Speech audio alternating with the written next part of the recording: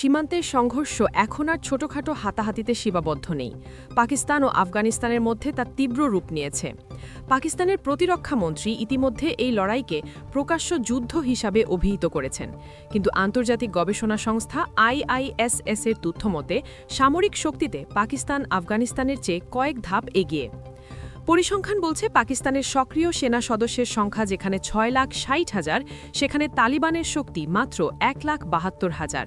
কেবল জনবল নয়, আকাশ ও স্থলপথেও পাকিস্তানের শক্তি আকাশচুম্বী। 465টি অত্যাধুনিক যুদ্ধবিমান ও 260টি হেলিকপ্টারের বিশাল বহর নিয়ে পাকিস্তান বিমান বাহিনী যে কোনো লক্ষ্য ধ্বংস করতে সক্ষম। এর বিপরীতে তালিবানের হাতে কেবল পুরনো সোভিয়েত আমলের গুটি কয়েক এয়ারক্রাফট রয়েছে, যার কার্যকারিতা নিয়েও প্রশ্ন রয়েছে। সবচেয়ে বড় পার্থক্য গড়ে দিয়েছে পারমাণবিক সক্ষমতা। পাকিস্তানের হাতে রয়েছে 170টি পারমাণবিক বোমা, যা আফগানিস্তানের ধরাছোঁয়ার বাইরে।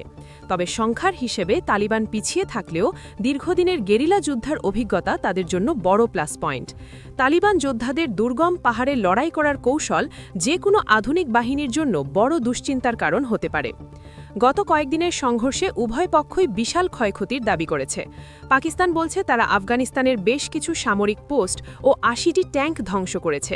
পাল্টা জবাবে তালিবানও পাকিস্তানের অভ্যন্তরে হামলা চালিয়েছে বলে দাবি করছে।